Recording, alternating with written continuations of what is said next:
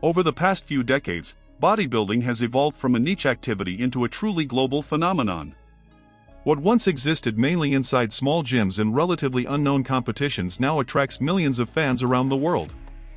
The idea of building your own body, shaping muscle through discipline and relentless effort, began to fascinate people from different cultures and generations. But how did such a specific sport manage to reach this level of popularity? To understand that, we need to go back a few decades. One of the most defining moments in this transformation happened in 1977 with the release of the documentary Pumping Iron. The film gave the world a behind-the-scenes look at bodybuilding and introduced athletes who would become legends of the sport. For the first time, audiences could witness the intensity of the training, the fierce rivalries between competitors, and the mindset required to build an extraordinary physique. That documentary helped transform bodybuilding into something much bigger than simply lifting weights. As the years went by, the growth of the sport didn't just continue, it accelerated. The arrival of the internet, followed by the explosion of social media, completely changed how bodybuilding was shared with the world. Athletes began posting their training routines, diet strategies, and daily lives to millions of followers online. Suddenly, what used to be limited to specialized magazines became accessible to anyone with a smartphone. At the same time, the world began entering a new era, the era of health, fitness, and physical performance. Gyms started appearing in almost every city, and more people began to see their bodies as a personal project of self-improvement. Training was no longer just exercise, it became a symbol of discipline, focus, and personal transformation. Within that environment, bodybuilding naturally emerged as the ultimate expression of the pursuit of the ideal physique.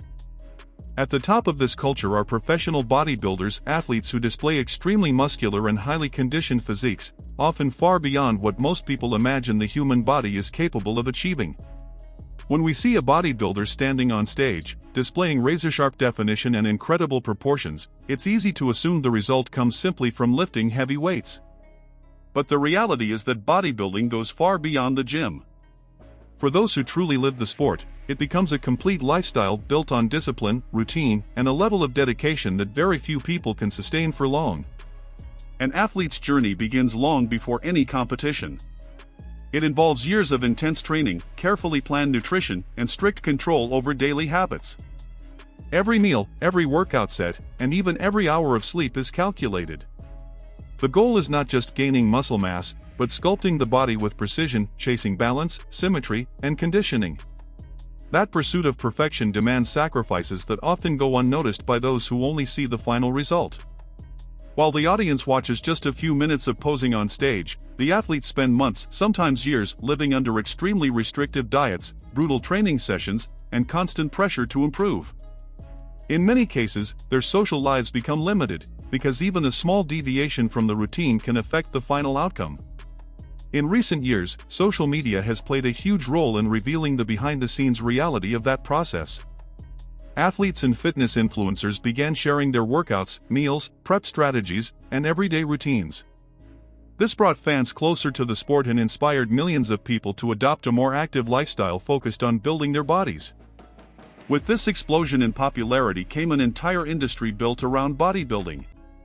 Nutritional supplements, training programs, nutrition coaching, and specialized gym equipment quickly grew into a multi-billion-dollar sector within the global fitness market. As bodybuilding continued to evolve and physiques on stage became more and more extreme, another element gradually became part of the conversation. To truly understand modern bodybuilding, it's impossible to ignore the role of anabolic steroids. These substances are derived from testosterone, the primary male hormone responsible for muscle development and many physical characteristics of the human body. Interestingly, steroids were not originally created for sports. The first synthesis of testosterone happened in 1935 in Germany during medical research aimed at treating various health conditions. At that time, scientists were primarily interested in understanding how hormones influenced the human body. The muscle-building potential of these substances was discovered almost as a side effect of that research. Over time, that potential began to attract the attention of the sports world. One of the earliest known records of performance enhancement through these substances dates back to the 1954 Olympic Games. During that period, weightlifters from the Soviet Union reportedly began using testosterone to increase strength and improve recovery. From that moment on, the competitive landscape of sports started to change quietly, but permanently. In the decades that followed, especially starting in the 1980s, steroid use spread across many different sports. In bodybuilding, where muscle size and physical conditioning are central judging criteria, these substances had an even greater impact. Physiques began reaching levels of muscular mass that seemed increasingly far beyond natural limits. Over time, the use of these substances stopped being something limited to professional athletes. Today, a large portion of users never step on a competitive stage. They're everyday gymgoers, regular people who want to speed up their results and achieve a more muscular physique in less time. After understanding how steroids first appeared and spread throughout the sports world, a natural question comes up. How do these substances actually work inside the body? The answer begins with one of the most important hormones for male muscle development, testosterone. Anabolic steroids are synthetic versions of this hormone, designed to amplify its effects in the body. Once they enter the system, these compounds stimulate a process known as protein synthesis inside muscle cells. In simple terms, this means the body begins building muscle tissue at a much faster rate than it normally would. On top of that, steroids also help reduce recovery time after intense workouts, allowing athletes to train more frequently and with greater intensity. Another important effect is the increase in red blood cell production. These cells are responsible for carrying oxygen throughout the body, including to the muscles during training. With more oxygen available, physical performance improves, endurance increases, and the body becomes capable of handling much higher training volumes. It's precisely this combination of factors that helps explain the incredible physiques we often see in bodybuilding. However, this accelerated growth does not come without consequences. When used irresponsibly or in very high doses, steroids can trigger a wide range of serious side effects. Liver damage, increased risk of cardiovascular disease, and severe hormonal imbalances are among the most well-known health risks. Beyond the physical effects, there are also psychological changes associated with prolonged use. Mood swings, increased aggression, and even dependency can develop over time. And that leads to a deeper side of the sport that often goes unnoticed. When most people think about bodybuilding, the first images that come to mind are massive muscles, extreme conditioning, and physiques that look almost sculpted out of stone. But there's another side to this world, one that isn't as visible: the psychological impact of chasing the perfect body. For many athletes and gymgoers, the real challenge isn't just the training or the diet, but the way they perceive their own physique. One of the most discussed phenomena in this context is muscle dysmorphia, sometimes referred to as bigorexia. This condition causes a distorted perception of one's own body. Even when someone already has a highly developed physique, they may still believe they're too small or not muscular enough. That constant feeling of inadequacy can drive an endless pursuit of more size and more definition. The problem is that this pursuit rarely has a finish line. Every time a new goal is reached, another, often more extreme, appears right after. Social media and bodybuilding competitions can intensify this cycle, because the visual standard presented to the public keeps becoming more and more extreme. Photos, videos, and constant comparisons can create the impression that there is always someone bigger, leaner, or further ahead. This kind of aesthetic pressure isn't exclusive to men, but in bodybuilding it takes on a very particular form. Just as many women face unrealistic beauty standards in fashion and advertising, many men begin to feel that they must achieve extremely muscular physiques in order to be valued. That expectation can generate anxiety, frustration, and in some cases even depression. As anabolic steroid use continued to spread through both professional sports and regular gym culture, governments around the world began to recognize that the issue was growing rapidly. What once seemed limited to elite athletes was now reaching everyday fitness enthusiasts. With the increase in usage came serious public health concerns. In the United States, one of the most important responses came in 1990, when Congress passed the Anabolic Steroid Act. This law classified anabolic steroids as a specific category of controlled substances. In practice, that meant the production, sale, and possession of these drugs became much more strictly regulated. Over time, however, it became clear that this initial legislation alone would not be enough to control the problem. As a result, additional measures were introduced in 2004. The government expanded the list of banned substances, including so-called hormone precursors, which were often used to produce effects similar to anabolic steroids. At the same time, penalties for illegal manufacturing and distribution were significantly increased. Despite these measures, the underground market for these substances continued to grow. In many countries, steroids can be obtained far more easily, which helped create a global black market. Products manufactured in different parts of the world began circulating internationally, supplying gyms and users across multiple countries. As bodybuilding continued to evolve, the intensity of competition evolved with it. On the most prestigious stages in the world, winning isn't just about having big muscles, it's about presenting a physique that is bigger, sharper, and more impressive than everyone else standing next to you. That reality created an incredibly competitive environment, where every detail can mean the difference between winning a title or fading into obscurity. Over the years, that pressure pushed many athletes to search for increasingly extreme methods to gain an edge. The goal was simple: step on stage with a physique that pushed beyond what people believed was possible. In that environment, the use of ergogenic substances gradually became a common strategy among many competitors. Beyond anabolic steroids, other compounds started to appear in competition preparation protocols. Beginning in the 1990s, substances such as diuretics, and in some cases even insulin, began to be used by certain athletes during the final stages of contest prep.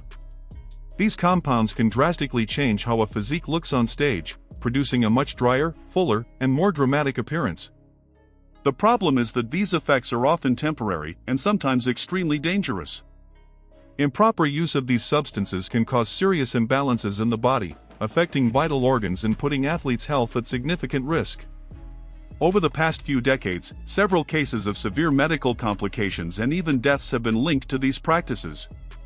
As those incidents increased, an important discussion began to gain momentum within the bodybuilding community. At what point does the pursuit of ever more extreme physiques begin to put athletes' lives at risk? In the early 1990s, bodybuilding faced a pivotal moment that could have completely changed the direction of the sport. In 1990, the organizers of the Mr. Olympia, the most prestigious competition in the world of bodybuilding, announced something that caught many athletes by surprise. For the first time, strict anti-doping tests would be conducted during the event. That decision didn't come out of nowhere. Throughout the 1980s, the use of performance-enhancing substances had already become a growing topic of debate across sports. One particular moment shocked the entire world: the disqualification of Canadian sprinter Ben Johnson at the 1988 Seoul Olympics after he tested positive for banned substances. The case sparked a massive global conversation about doping in professional sports. Amid that climate, organizers across many sports began facing public pressure to prove they were actively combating drug use. Bodybuilding, which already carried a controversial reputation on the topic, attempted to align itself with this new era of sports regulation. That's how the idea of implementing anti-doping testing at the 1990 Mr. Olympia came to life. However, the reaction within the bodybuilding community was immediate and deeply divided. Many athletes, who had long been competing in an environment where the use of certain substances was widely known, did not accept the sudden change very well. Some competitors simply chose not to participate in that year's contest. Others attempted to adapt to the new rules, looking for ways to avoid detection or modifying their contest preparation protocols. The result was one of the most controversial moments in bodybuilding history, raising a question that still echoes today: would it even be possible to maintain the spectacle of professional bodybuilding without the use of these substances? Despite the enormous attention generated by the introduction of anti-doping tests in 1990, the attempt to change the direction of bodybuilding didn't last very long. Shortly after that year's Mr. Olympia, organizers and officials began to notice something important: the physiques appearing on stage were no longer as extreme as audiences had become accustomed to seeing. For many fans, the appeal of bodybuilding has always been tied to physiques that seem to push beyond the natural limits of the human body. Once testing was implemented, several athletes dramatically reduced their use of certain substances or simply chose not to compete at all. As a result, physiques appeared smaller and less dramatic, which directly affected the level of excitement among fans. Another factor that accelerated this shift was the emergence of a new organization in the early 1990s. Led by Vince McMahon, well known in the world of sports entertainment, the World Bodybuilding Federation, or simply WBF, was created. The concept was straightforward: offer competitions without anti-doping testing, attracting athletes who wanted to continue competing without those kinds of restrictions. At the same time, officials from the NPC, National Physique Committee, one of the most important organizations in the sport, revealed a concerning statistic. According to them, when drug testing was introduced, nearly half of the competitors simply stopped entering contests. That number made it clear that the attempt to enforce stricter regulations was directly impacting athlete participation. Faced with that reality, the decision eventually became inevitable. In 1991, the anti-doping tests were abandoned, and bodybuilding returned to its previous model. The logic was simple: the audience wanted to see physiques that looked bigger, more extreme, and more impressive than ever before. After decades of evolution, incredible achievements, and plenty of controversy, bodybuilding reached a point where one question became impossible to ignore: could the sport actually survive without steroids? That debate continues to divide opinions among athletes, fans, coaches, and experts within the industry. On one side, there is growing concern about the health of competitors. In recent years, the bodybuilding community has sadly witnessed an increasing number of reports about premature deaths among athletes. Heart problems, organ failure, and other serious medical complications have raised difficult questions about the limits being pushed in the pursuit of the perfect physique. On the other hand, there's also a reality that's hard to ignore. The fans who follow the sport are often captivated precisely by the massive, ultra-conditioned physiques that go far beyond what would typically be possible naturally. That visual spectacle has always been one of the biggest attractions of professional bodybuilding. There are federations and competitions dedicated to what's known as natural bodybuilding, where athletes undergo strict testing to ensure they are not using banned substances. However, this segment still occupies a relatively small space within the global landscape of the sport. The reason is simple: the human body has natural limits to muscle growth that prevent it from reaching the extreme levels seen in traditional professional divisions. And so bodybuilding finds itself at a true crossroads. On one side is the growing concern for athlete health and the ethics of the sport. On the other is the audience's expectation for physiques that look more spectacular than ever before.